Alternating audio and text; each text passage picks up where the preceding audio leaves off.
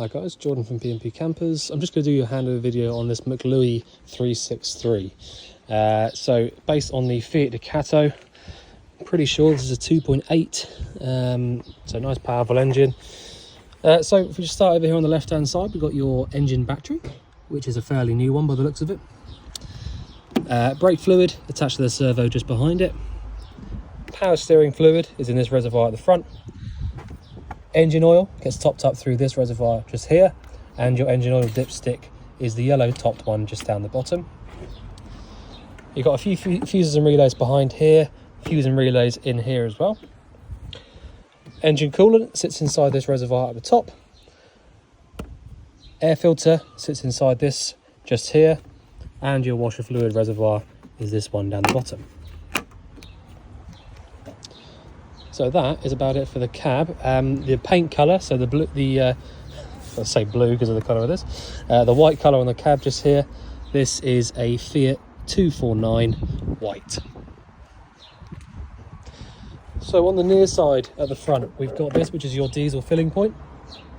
You will need the ignition key to get that open. Inside the passenger door, there's very rarely anything to actually show, but basically, if you use this little handle here, this will allow you to swivel the front seat. So you just push it down and then swivel the front seats however you want them to. So we move on to the back of the near side of the van. All the windows looking in fairly good condition. A little bit of a crack just down here, but that's way away from the actual seal. Never going to let any water through that. Unfortunately, the windows are fairly difficult to get a hold of, so you know, anything that has happened in the past, those little cracks like that aren't really a big issue, to be honest. So yeah, windows themselves in good condition, not letting any water through, and all working quite nicely on the habitation check. So the first thing we get to is this freshwater filling point here. So fresh water goes in through here, then we'll fill up your freshwater tank. You have got inside the vehicle, I'll show you when we get to it, you have got a freshwater tank scale, so you can see how much is in that. Your wastewater draining point is this handle just here, so you can basically just push it back in when you want to close it back off, or pull it out when you want to drain the water out from the waste tank. We've then got just here your LPG gas locker. So we've got a 6 kilo propane bottle in here at the moment. So if I just show you how to turn these on. So we go anti-clockwise, round to the left, turns it on. Clockwise, round to the right, turns it off.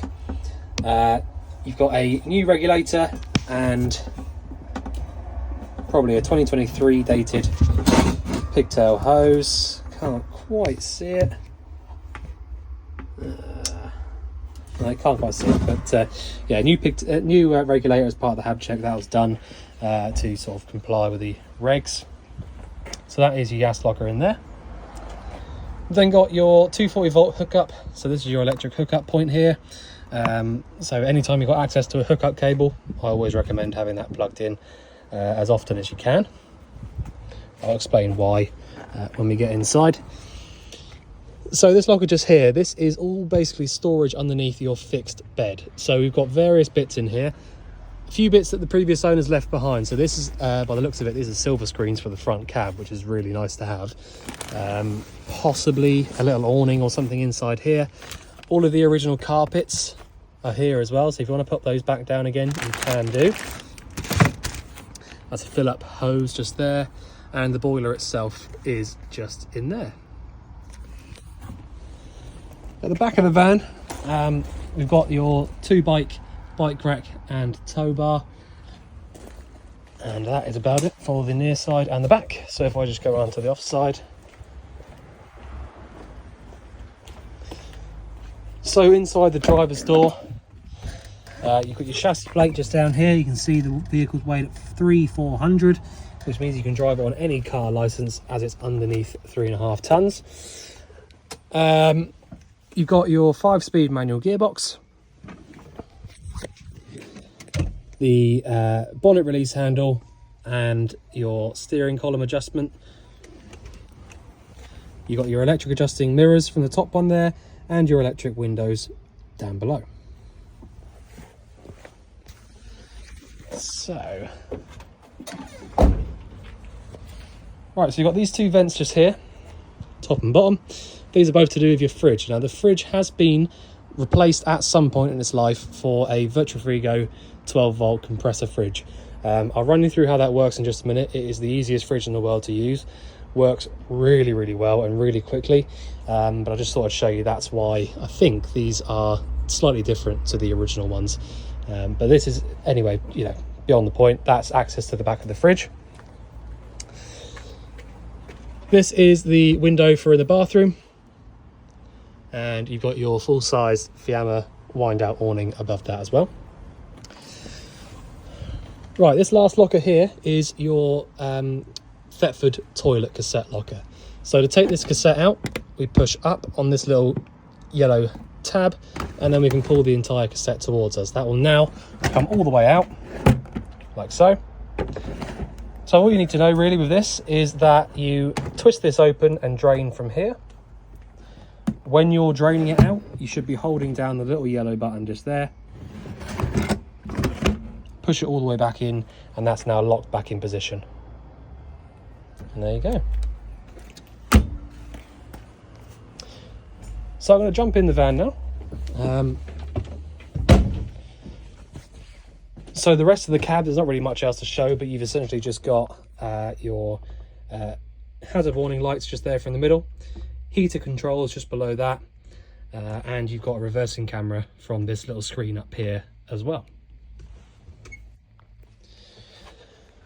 So the condition of this vehicle, I'll be honest with you, it is really, really good. For the age of the vehicle, we are beyond impressed with it. It's been really seriously well kept throughout its life. You know, normally you'd find sort of the cushions and the cupboards starting to wear out.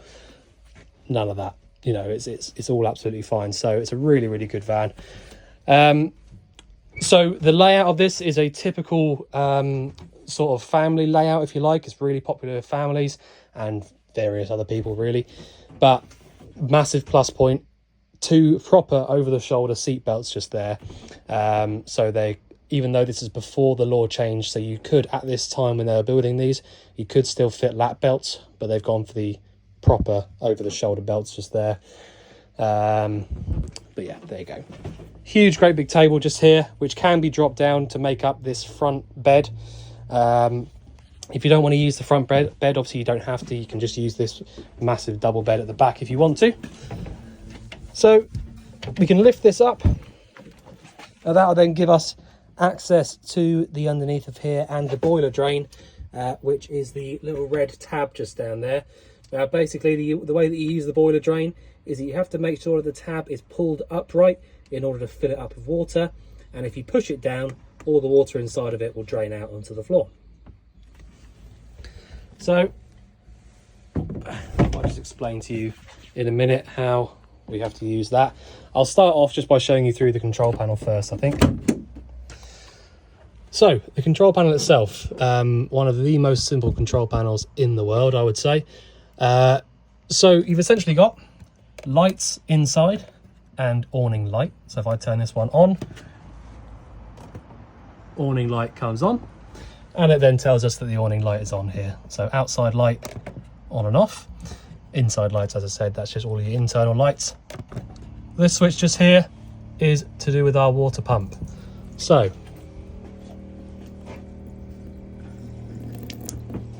going to turn that off because there's a tap on in the bathroom. Okay, so if I just show you how that works then. So when we turn the water pump on, we've got very low water in the van at the moment, which, just so you know, let's just see if we can get that boiler up to pressure. So all I'm doing now is I've turned the pump on and I've turned this tap to the left and tried to draw water through on the hot side. So we're just getting a little bit of air coming through for the minute. We'll just see if we've got enough water to fill the boiler up. If the water starts coming back through now, it means that the boiler's full. So if we just do that, leave this to go for a few seconds.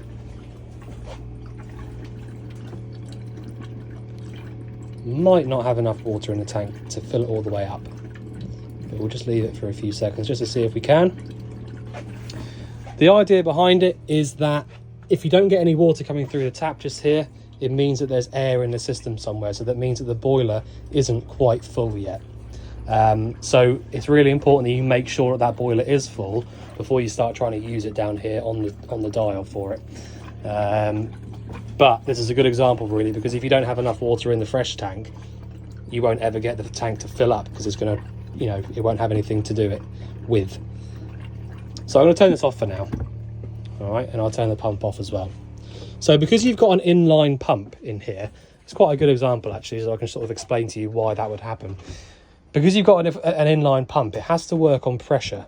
So if there's a certain part of the van that isn't completely full of water or has some air in it, the pump will run. It won't turn itself off. So that pump will run until the very moment that it gets to its correct pressure and it can turn itself off. So that's how you check that the boiler is full. If you don't get any water coming through the tap on the hot side of the tap there, the boiler isn't full. Easy as that. All the time you're not using the pump, I always advise you switch it off, because if you have the pump running by accident without knowing, it'll run on and run on and run on until it eventually burns itself out. So if you're not using the taps, just turn the pump switch off. Over here is our test switch. So if I press and hold on that, it's going to show us the fresh water level just here, so in reserve, right the way down at empty. And then we've got our battery voltages here. So it's showing us there, it's showing us a caravan up here lit up and 2/3 full. So that's telling us that the leisure battery is 2/3 full. If I press it again, it's now showing us the engine battery voltage, and that's there at 2/3 as well. If we had the electric hookup plugged in, we would have this little symbol up here lit up. And if the waste tank was full up, we'd have this little symbol here on as well. And there you go. That is the entire control panel. So, as I was saying, when you have the pump switched on, if you turn the hot water tap on and the water comes through nice and clearly and you don't get any of that air that we just saw there, you can turn that tap off, wait for the pump to turn itself off, and then you can know for an absolute fact that the boiler is full of water. Now, unfortunately, at the moment, I haven't got enough water in it to show you that working properly. Obviously, it would have been done properly on the habitation check. It would have been drawn through. Everything would have been made sure that it was completely 100% full. But sometimes on the habitation checks, unfortunately, we use up too much of the water for me to do these videos. But you get the idea behind it anyway. So we've then got this 3-burner hob. This is a SMEV 3-burner hob. Now you do need an igniter of some sort to light any 3 of these up, because there is no ignition on these. 9 times out of 10 they don't have the ignition, just like this, so you're not really missing out so much. One of the long reach lighters is always really helpful to have. To be honest with you, a lot of these cookers that have got the actual electronic ignition, 9 times out of 10 you'll find that people still use the long reach lighter because the igniters aren't very reliable. Down below here we've got this drawer, which is probably going to be a cutlery drawer, I would assume. Another one in there. Down on here we've got your gas isolators.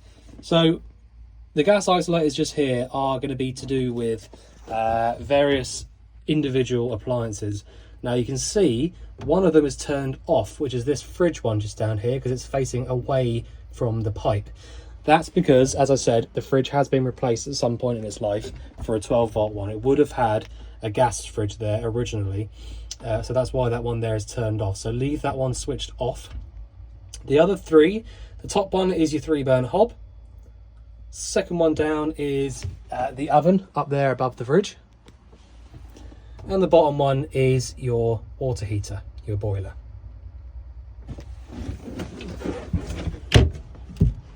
Bit more storage down here underneath here as well. Okay, so if I just show you how to use the boiler as well. So you've got a gas only Trumatic C boiler. So these Truma boilers, basically the way they work is that you've got the option of heating on its own, hot water on its own, or both at the same time. Okay, so if you look at the scale on the right hand side, we've got 40 or 60 going up, so that's hot water only. So if I just show you that, 1 up or 2 up is hot water only. So assuming that you've made sure that there is water in the boiler by doing what I showed you earlier, you can go ahead and use that on hot water. If you want heating only, you go back down to the middle and down once to here, to the little flame symbol. So that's going to get your heating coming on, and it will start blowing the hot air around to any of these little circular vents down here. One further down to the bottom is heating and hot water at the same time. Sorry about my shaky hand. So yeah, that's that one just there at the bottom, but it says 60 and has a flame. If that little red light comes on there, it just means it hasn't quite got the gas through to it yet. So what you have to do is just switch it back off again, leave it a few seconds and try again. And it should light up. All right, so that's how you use the boiler from there. So again, tons of storage in this vehicle. The paperwork for it is in this brown folder here as well. Now you have got the oven and grill up here, which you will also need that long reach lighter for. So basically the idea is you push in and round to the right to turn the grill on, and you just need to click the igniter near to this edge just here where the little holes are. And if you want to use the oven, it's in and round to the left, and then you just light up down towards the end across the bottom. We've then got our 12-volt fridge. Now these 12-volt fridges, right, if I'm completely honest with you, I turned this fridge on 20 minutes ago, so about 5 minutes before I started this video. And that, I can't even hold my hand on that because it's so cold. And I'm not kidding, it is really, really cold in there. So these 12-volt fridges are very, very good. And to be honest with you, if it was me personally, I mean, the reason this fridge would have been changed at some point, we haven't changed it, but the reason that it has been changed at some point will be because the old one went wrong. All right, it's not a preference thing, but if this was me and I had this option of putting another 3-way fridge back in for, you know, nearly £2,000, or putting one of these ones in, I would be going for one of these 100%. They get so cold so quickly. They do use up quite a lot of 12-volt power, so you do have to keep your eye on that. But, you know, I've got the fridge on full whack at the moment, and I have had for a little while, and we've still got power in the leisure battery. It's still going strong.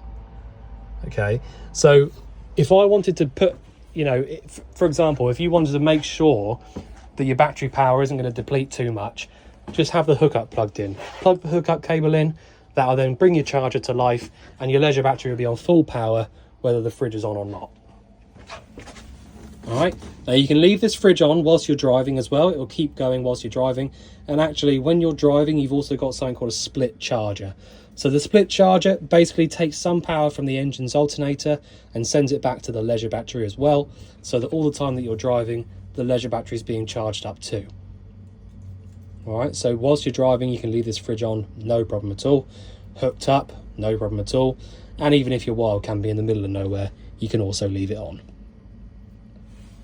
So to actually use the fridge itself, you've literally just got this little dial down here. So you turn it all the way on if you want it all, you know, on and full whack, or if you want to turn it off, back round to the off position, which is straight up.